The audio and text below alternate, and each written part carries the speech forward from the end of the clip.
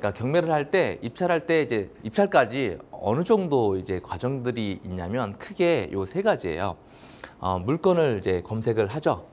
어, 당연히 내가 입찰을 하기 전에는 그 조사를 하려면 어떤 물건을 찾아야 되는 거예요. 그다음 물건을 검색을 하고 그 다음에 온라인 조사를 하죠. 그러니까 내가 전화를 하든 아니면 여러 가지 그 손품으로 해서 조사를 하겠죠. 그 다음에 현장 조사를 가겠죠. 임장을 가는 겁니다. 그리고 내가 입찰을 해도 되겠다. 충분히 괜찮다. 그러면 입찰을 하게 됩니다. 그러니까 입찰까지 진행하는 이 네 단계가 크게 이렇게 있는데 내가 이 처음에 물건을 어떤 걸 뽑아야 되는지 이거 자체가 굉장히 시작이 어려워서 막연해서 못 하시는 분들이 있거든요. 그래서 그분들이 이제 오늘 이 영상을 보시고 내가 실패하지 않는 물건을 어떤 거를 찾으면 되는지 그거에 대해서 오늘 얘기를 나눠보도록 하겠습니다. 자, 우리가 물건 검색을 할 때 굉장히 막연하죠. 내가 돈도 이 정도 있고 그 다음에 내가 가고 싶은 지역이 또 따로 있을 거고 나는 어느 정도 평수가 돼야 되고 서로 각자들 그런 기준이 다를 텐데 우리 오늘 이제 그 기준을 제가 말씀을 드릴 테니까 여러분들이 이 기준대로 한번 정하고 내가 물건 검색을 하면 크게 여러 가지 시간을 효율적으로 쓰면서 물건 검색을 할 수 있을 거라 생각을 합니다. 자, 첫 번째는 내가 물건 검색을 할 때 내가 제일 잘 아는 곳 아니면 자주 가는 곳, 뭐 자주 가는 곳은 뭐 회사일 수도 있겠죠. 내가 잘 아는 곳은 뭐 그게 회사일 수도 있고 아니면 내가 살고 있는 지역이나 뭐 내가 태어난 곳이나 뭐 이런 걸 수도 있어요. 내가 잘 아는 곳이나 자주 가는 곳을 내가 먼저 검색을 해야 되는 이유는 거기를 잘 알고 잘 가기 때문에 장단점을 잘 알고 있어요. 그 지역의 어떤 아파트 시세는 내가 모르더라도 그 지역의 어떤 분위기나 그다음에 어떤 역이나 뭐 버스나 인프라는 어느 정도 내가 머리에 들어와 있기 때문에 잘 알 가능성이 굉장히 높습니다. 그렇기 때문에 시세 파악이 상대적으로 용이해요. 내가 모르는 지역을 가서 시세 파악을 하는 것보다는 내가 잘 아는 지역을 가면 내가 익숙하기 때문에 시세 파악이 상당히 용이하죠. 그래서 심리적으로 좀 어떤 자신감이 좀 생기는 거죠. 그 다음에 내가 살고 싶은 지역, 내가 이 지역에는 꼭 살고 싶다. 아니면 내가 앞으로 가고 싶은 지역, 뭐 그게 회사일 수도 있고 나중에 내가 꼭 저 동네에 가서는 살아야 되겠다. 이런 지역은 각자 있을 거예요. 그러면 그 지역을 한번 살펴보는 것도 방법입니다. 거주하기를 원하는 곳이 있다면 그만큼 관심도가 높다는 의미잖아요. 그러면 내가 한 번이라도 더 찾아봤을 거고 한 번이라도 더 가봤을 거니까 내가 살고 싶거나 내가 원하는 지역, 이 지역을 먼저 체크를 해보는 게 좋겠죠. 내가 살고 싶어하는 곳이라면, 그러니까 거주하기 좋은 곳이라면 다른 사람도 그렇게 느낄 가능성이 굉장히 높을 거니까 낙찰 후에 임대나 매매가 원활하겠죠. 이 이유 때문에 내가 살고 싶은 지역을 또 각자 정해서 생각해보고 그 지역에 있는 물건을 체크를 하시는 게 좋습니다. 그리고 신축급 아파트 단지, 요즘에 뭐 얼죽신이라고 해서 신축에 대한 인기가 굉장히 많죠.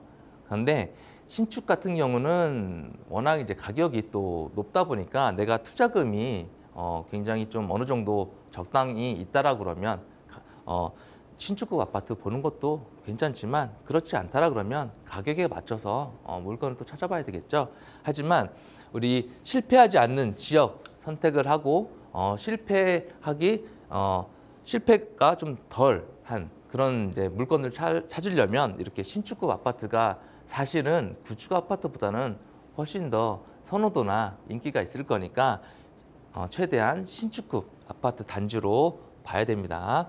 신축급 아파트 단지를 우리가 봤을 때 수리에 대한 부담이 적죠. 구축에 비해서 그리고 잘 갖춰진 어떤 커뮤니티 시설도 있을 거니까 그런 부분에 대해서 선호도가 당연히 높겠죠. 그리고 구축에 비해서 수리 부담이 적다는 거는 내가 낙찰 받고 나서 추가로 발생할 비용이 좀 적어진다라고 생각을 할 수 있겠죠. 아까도 말씀드렸는데 최근 몇 년 전부터는 신축 아파트에 대한 수요가 굉장히 많고 인기도 많이 올랐죠. 그렇기 때문에 당연한 얘기지만 내가 새 거인 신축급 아파트일수록 임대나 매매가 원활할 수밖에 없습니다. 자, 그리고 이거는 사실 부동산 투자할 때는 어떻게 보면 가장 기본적인 건데 교통 입지가 좋은 곳 그리고 앞으로 좋아질 곳 이거를 또 체크를 해봐야 되겠죠. 물론 신축급 아파트의 역세권이라고 그러면 가격은 더 높을 거고 그다음에 많은 분들이 입찰을 하실 거니까 그 부분은 감안을 하셔야 되죠.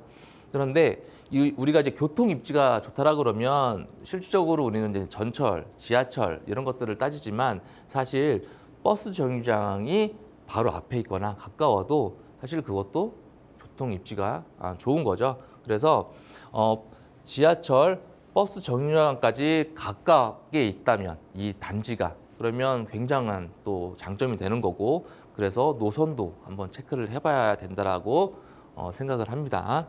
자, 역세권의 장점은 사실 수요가 많을 거고 그다음에 수요가 많다 보면 집값 상승의 요인이 되기 때문에 이 교통 입지가 좋은 곳 그리고 앞으로 좋아질 곳은 이런 많은 비중을 차지하게 되죠. 그다음에 다섯 번째는 대단지죠. 뭐 당연히 나홀로급이거나 소규모 단지보다는 대단지가 좋죠. 대단지 아파트가 좋은 이유는 거주 세대가 많아서 어떤 이 기반 시설이거나 그다음에 안에 내부에 뭐 커뮤니티 시설 그런 것들이 잘 돼 있고 살기가 되게 쾌적하겠죠. 그리고 교통 요건도 좋을 수밖에 없어요. 그리고 관리비가 상대적으로 덜 나오게 됩니다. 이 부분도 좀 많은 장점이 되는 거죠. 그래서 일부러 이제 이 관리비 때문에 대단지를 더 찾는 분들도 있습니다. 자, 대단지기 때문에 세대수가 많죠. 그래서 거래가 굉장히 활발해요. 그래서 거래가 활발하다는 거는 실제 거래가 많다는 거고 그러면 뜨문뜨문 1년에 뭐 한두 건, 몇 달에 한 건 되는 단지들보다 내가 매도나 아니면 임대가 바로바로 나갈 확률이 높으니까 이렇게 대단지 아파트를 살펴보는 것이 좋습니다. 자, 그다음에 학군. 우리나라는 이 학군이 되게 중요하죠. 학군이 굉장히 좋은 곳, 탄탄한 곳을 봤으면 좋겠어요. 왜 그러냐면 이 학군이 좋은 곳은 전세 수요가 굉장히 안정적이에요. 학군이 좋다는 거는 전세 수요가 안정적이기 때문에 매매가에 영향을 받죠. 전세가 많이 떨어지지 않기 때문에 어느 정도 전세가 받쳐주기 때문에 매매가가 급격하게 떨어지거나 이런 거는 굉장히 덜하죠. 우리 대표적으로 학군 좋은 곳 어딜까요? 예, 다들 아는 강남, 목동, 중계, 평촌, 분당 이런 곳이잖아요. 우리가 이렇게 네 개만 살펴봐도 여기에 있는 아파트들이 뭐 굉장히 크게 떨어져거나 그다음에 누가 봐도 여기는 다 학군이 좋은 동네잖아요. 그래서 실제 서울에 사시는 분들도 서울에 집 뭐 팔거나 아니면 거기에 임대를 주고 이렇게 평촌이나 분당으로 아이들 학교 때문에 이사를 가는 분들도 많이 있습니다. 그래서 그 지역에서 학군이 좋은 곳을 선택하는 것이 내가 실패할 확률이 덜합니다. 그리고 브랜드 아파트. 브랜드 아파트가 좋은 이유는 뭐 여러분들도 뭐 아시겠지만 사실 대형 건설사가 공급을 하게 되면 그 이유만으로도 가치가 있는 거죠. 그래서 우리가 중형, 소형 건설사보다 우리가 이제 알고 있는 1급 건설사들이 이제 공급한 그런 아파트 단지에 또 많은 사람들이 선호하는 이유기도 하죠. 자, 그래서